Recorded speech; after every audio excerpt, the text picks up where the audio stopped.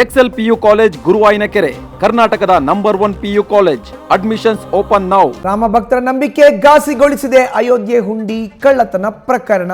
ಅಯೋಧ್ಯೆಯಲ್ಲಿ ಹುಂಡಿ ಕಳ್ಳತನ ಪ್ರಕರಣ ಈಗ ರಾಮ ಭಕ್ತರ ನಂಬಿಕೆ ಇರುತ್ತಲ್ಲ ಅದನ್ನ ಘಾಸಿಗೊಳಿಸಿದೆ.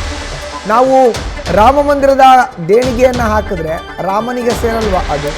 ಅಲ್ಲಿರೋ ಜನ ಅದನ್ನ ಕಳ್ಳತನ ಮಾಡ್ತಿದ್ದಾರೆ. ಏನಾಗ್ತಾ ಇದೆ? ಇವತ್ತು ರಾಮ ಜನ್ಮಭೂಮಿ ತೀರ್ಥಕ್ಷೇತ್ರ ಟ್ರಸ್ಟ್ನಿಂದ ಮಹತ್ವದ ಸಭೆ ಇದೆ. ದೇಣಿಗೆ ದುರುಪಯೋಗ ತನಿಖೆ ನಡೀತಾ ಇರುವಂಥ ಮಧ್ಯೆ ಈ ಸಭೆಯನ್ನು ಕರೆಯಲಾಗಿದೆ. ಅಧ್ಯಕ್ಷ ಮಹಂತ ನೃತ್ಯ ಗೋಪಾಲ್ ದಾಸ್ ನೇತೃತ್ವದಲ್ಲಿ ಮೀಟಿಂಗ್ ಆಗೋದಿದೆ. ಟ್ರಸ್ಟ್ನ ಎಲ್ಲ ಸದಸ್ಯರಿಗೂ ಸಭೆಯಲ್ಲಿ ಹಾಜರಾಗೋಕೆ ಸೂಚನೆಯನ್ನು ನೀಡಲಾಗಿದೆ. ಟ್ರಸ್ಟ್ನ ಆಡಳಿತದಲ್ಲಿ ಮಹತ್ವದ ಬದಲಾವಣೆಯ ನಿರ್ಣಯ ಸಾಧ್ಯತೆ ಇದೆ. ಚಂಪತ್ ರಾಯ್, ಅನಿಲ್ ಮಿಶ್ರಾ ರಾಜೀನಾಮೆ ಬಗ್ಗೆ ಚರ್ಚೆ ಸಾಧ್ಯತೆ ಆಗುತ್ತೆ. ದೇಣಿಗೆ ದುರುಪಯೋಗ ಆರೋಪದ ಬಳಿಕ ಟ್ರಸ್ಟ್ ವಿರುದ್ಧ ಈಗ ಆಕ್ರೋಶ ಹೊರ ಬರ್ತಾ ಇದೆ. ಇವತ್ತು ಮಹತ್ವದ ಸಭೆ. ರಾಮ ಮಂದಿರ ತೀರ್ಥಕ್ಷೇತ್ರ ಟ್ರಸ್ಟ್ ಹೆಸರಿನಲ್ಲಿ ಇರುವಂಥ ಟ್ರಸ್ಟ್ ಅದು. ಆ ಎಲ್ಲ ಟ್ರಸ್ಟ್ನ ಸದಸ್ಯರಿಗೂ ಕೂಡ ಇವತ್ತು ಸಭೆಗೆ ಹಾಜರಾಗೋಕ್ಕೆ ಸೂಚನೆಯನ್ನು ನೀಡಲಾಗಿದೆ, ಮಾಹಿತಿಯನ್ನು ರವಾನೆ ಮಾಡಲಾಗಿದೆ. ಈಗಾಗಲೇ ಅನಿಲ್ ಮಿಶ್ರಾ ಮತ್ತು ಚಂಪತ್ ರಾಯ್ ಇಬ್ಬರು ಕೂಡ ಸದಸ್ಯತ್ವ ಸ್ಥಾನಕ್ಕೆ ರಾಜೀನಾಮೆಯನ್ನು ನೀಡಿದ್ದಾರೆ. ಹೀಗಾಗಿ ಈ ಒಂದು ವಿಷಯ ಕೂಡ ಚರ್ಚೆ ಆಗೋ ಅಂಥದ್ದು ಇದೆ. ಹೆಚ್ಚಿನ ಮಾಹಿತಿ ನೀಡ್ತಾರೆ ನಮ್ಮ ಪ್ರತಿನಿಧಿ ಚಂದ್ರಮೋಹನ್ ದೂರವಾಣಿ ಸಂಪರ್ಕಕ್ಕೆ ಸಿಕ್ಕಿದ್ದಾರೆ. ಚಂದ್ರಮೋಹನ್, ಇವತ್ತು ಮಹತ್ವದ ಶ್ರೀರಾಮ ಮಂದಿರದ ಟ್ರಸ್ಟ್ನ ಮೀಟಿಂಗ್ ಏನು ನಿರೀಕ್ಷೆ ಇದೆ? ಹೌದು ಮಧುಸೂದನ್, ಮುಖ್ಯವಾಗಿ ಇವತ್ತು ಅಯೋಧ್ಯೆಯ ರಾಮ ಜನ್ಮಭೂಮಿ ತೀರ್ಥಕ್ಷೇತ್ರ ಟ್ರಸ್ಟ್ನ ಸಭೆ ನಿಗದಿಯಾಗಿದೆ. ಅಯೋಧ್ಯೆಯ ರಾಮ ಮಂದಿರದಲ್ಲಿ ಹುಂಡಿ ಕಳುವು ಪ್ರಕರಣ ಬೆಳಕಿಗೆ ಬಂದ ಬಳಿಕ ಇದೇ ಮೊದಲ ಬಾರಿಗೆ ಟ್ರಸ್ಟ್ನ ಸಭೆಯನ್ನ ಕರೆಯಲಾಗಿದೆ. ಈಗ ಹುಂಡಿ ಕಳುವು ಬೆಳಕಿಗೆ ಬಂದ ಬಳಿಕ ಸಾಕಷ್ಟು ಬೆಳವಣಿಗೆಗಳಾಗಿವೆ. SIT ರಚನೆಯಾಗಿದೆ. SIT ಕೂಡ ತನ್ನ ಮಧ್ಯಂತರ ವರದಿಯನ್ನ ಶಿಫಾರಸುಗಳನ್ನ ಉತ್ತರ ಪ್ರದೇಶ ರಾಜ್ಯ ಸರ್ಕಾರಕ್ಕೆ ಸಲ್ಲಿಸಿದೆ ಮತ್ತು FIR ಕೂಡ ದಾಖಲಾಗಿ 8 ಮಂದಿ ಆರೋಪಿಗಳನ್ನ ಬಂಧಿಸಲಾಗಿದೆ.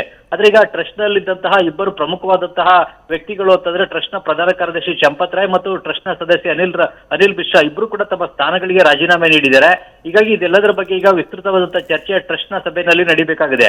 ಈಗ ಮುಖ್ಯವಾಗಿ ರಾಮ ಮಂದಿರ ಉದ್ಘಾಟನೆ ಆದ ಬಳಿಕ ರಾಮ ಮಂದಿರದ ಹುಂಡಿನಲ್ಲಿ ಕಳವು ನಡೆದಿರೋದ್ರಿಂದಾಗಿ ಅಲ್ಲಿಂದ ಇಲ್ಲಿವರೆಗೆ ಕಳುವಿಗೆ ಯಾಕೆ ಅವಕಾಶ ಕೊಡಲಾಯಿತು, ಯಾರು ಅವಕಾಶ ಕೊಟ್ಟರು, ಇದಕ್ಕೆ ಯಾರು ಹೊಣೆ ಅನ್ನುವ ಹೊಣೆಗಾರಿಕೆಯನ್ನ ನಿಗದಿ ಮಾಡಬೇಕಾಗುತ್ತೆ. ಜೊತೆಗೆ ಟ್ರಸ್ಟ್ನ ಎಲ್ಲಾ ವ್ಯವಹಾರಗಳನ್ನ ನೋಡ್ಕೊಳ್ತಾ ಇದ್ದಂತಹ ಟ್ರಸ್ಟ್ನ ಪ್ರಧಾನ ಕಾರ್ಯದರ್ಶಿ ಚಂಪತ್ ರಾಯ್ ಅವರು ಮತ್ತು ಅನಿಲ್ ಮಿಶ್ರಾ ಅವರಿಂದ ಈಗ ಅವರಿಗೆ ನೋಟಿಸ್ ಅನ್ನು ಕೊಟ್ಟು ಟ್ರಸ್ಟ್ ವಿವರಣೆಯನ್ನು ಕೂಡ ಪಡೆಯಲಿದೆ. ಜೊತೆಗೆ ಈಗ ಅನಿಲ್ ಮಿಶ್ರಾ ಮತ್ತು ಚಂಪತ್ ರಾಯ್ ಮೇಲೆ ಏನ್ ಕ್ರಮ ಕೈಗೊಳ್ಳಬೇಕು ಅನ್ನೋದ್ರ ಬಗ್ಗೆ ಕೂಡ ಚರ್ಚೆ ನಡೆಸಿ ತೀರ್ಮಾನವನ್ನು ತೆಗೆದುಕೊಳ್ಬೇಕಾಗುತ್ತೆ. ಮತ್ತೆ ಇನ್ನು ಮುಂದೆ ಟ್ರಸ್ಟ್ನ ವ್ಯವಹಾರಗಳೆಲ್ಲವೂ ಕೂಡ ಹೇಗೆ ನಡಿಬೇಕು ಅನ್ನೋದ್ರ ಬಗ್ಗೆ ಕೂಡ ಚರ್ಚೆ ಮಾಡಿ ತೀರ್ಮಾನವನ್ನು ತೆಗೆದುಕೊಳ್ಬೇಕು. ಹುಂಡಿ ಹಣವನ್ನ ಸರಿಯಾದ ರೀತಿಯಲ್ಲಿ ಏಣಿಕೆ ಆಗುವಂತ ನಿಟ್ಟಿನಲ್ಲಿ ಒಂದು ವ್ಯವಸ್ಥೆಯನ್ನು ಮಾಡಬೇಕಾಗುತ್ತೆ. ಆ ನಿಟ್ಟಿನಲ್ಲಿ ಈಗ ತೀರ್ಮಾನಗಳನ್ನ ತೆಗೆದುಕೊಳ್ಬೇಕಾಗುತ್ತೆ. ಈಗ ದೇವಾಲಯದ ಆಡಳಿತ ನಿರ್ವಹಣೆಗೆ ಓರ್ವ CEO ನೇಮಕ ಮಾಡಬೇಕು ಅಂತ SIT ಕೂಡ ಶಿಫಾರಸನ್ನು ಮಾಡಿದೆ. ಆ ಶಿಫಾರಸನ್ನ ಜಾರಿಗೆ ತರಬೇಕಾ ಬೇಡವಾ ಅನ್ನೋದ್ರ ಬಗ್ಗೆ ಕೂಡ ಚರ್ಚೆ ಮಾಡಿ ತೀರ್ಮಾನ ತೆಗೆದುಕೊಳ್ಬೇಕು. ಮತ್ತು ಪ್ರಧಾನ ಕಾರ್ಯದರ್ಶಿ ಸ್ಥಾನಕ್ಕೆ ಈಗ ಹೊಸಬರನ್ನ ನೇಮಕ ಮಾಡಬೇಕಾಗುತ್ತೆ. ಯಾರನ್ನ ಪ್ರಧಾನ ಕಾರ್ಯದರ್ಶಿಯನ್ನಾಗಿ ನೇಮಕ ಮಾಡ್ಕೊಳ್ಬೇಕು ಅನ್ನೋದ್ರ ಬಗ್ಗೆ ಕೂಡ ಚರ್ಚೆ ನಡೆಸಿ ತೀರ್ಮಾನ ತೆಗೆದುಕೊಳ್ಬೇಕು. ಮತ್ತು ಅನಿಲ್ ಮಿಶ್ರಾ ಅವರ ಸ್ಥಾನಕ್ಕೆ ಹೊಸ ಟ್ರಸ್ಟಿಯನ್ನು ಕೂಡ ನೇಮಕ ಮಾಡ್ಕೊಳ್ಬೇಕಾಗುತ್ತೆ. ಈ ಎಲ್ಲಾ ವಿಷಯಗಳ ಬಗ್ಗೆ ಇವತ್ತು ಟ್ರಸ್ಟ್ನ ಸಭೆಯಲ್ಲಿ ವಿಸ್ತೃತವಾದಂತಹ ಚರ್ಚೆ ನಡೆಯುತ್ತೆ. ಮುಖ್ಯವಾಗಿ ಈಗ ಈ ಹಿಂದಿನ ವರ್ಷಗಳ ಆಡಿಟಿಂಗ್ ನ ಬಗ್ಗೆನೂ ಕೂಡ ಚರ್ಚೆ ನಡೆಯುತ್ತೆ ಮತ್ತು ಹಣಕಾಸು ವ್ಯವಹಾರಗಳ ಬಗ್ಗೆ ಚರ್ಚೆ ನಡೆದಿ ತೀರ್ಮಾನವನ್ನ ತೆಗೆದುಕೊಳ್ಳಾಗುತ್ತೆ. ಮುಂದೆ ಏನ್ ಮಾಡಬೇಕು ಮತ್ತೆ ದೇವಾಲಯದ ಆಡಳಿತ ನಿರ್ವಹಣೆನ ಹೇಗೆ ಮುಂದೆ ನಡ್ಸ್ಕೊಂಡು ಹೋಗ್ಬೇಕು ಅನ್ನೋದ್ರ ಬಗ್ಗೆನೂ ಕೂಡ ಚರ್ಚೆ ನಡೆಸಿ ತೀರ್ಮಾನವನ್ನ ತೆಗೆದುಕೊಳ್ಳಾಗುತ್ತೆ. ಮಧುಸೂದನ್, ಚಂದ್ರಮೋಹನ್ ಹಾಗೆ ಸಂಪರ್ಕದಲ್ಲಿ ಇರಿ. ನ್ಯೂಸ್ ಫಸ್ಟ್ ನಿರ್ಭೀತಿಯಿಂದ ನಿಮ್ಮ ಪರವಾಗಿ.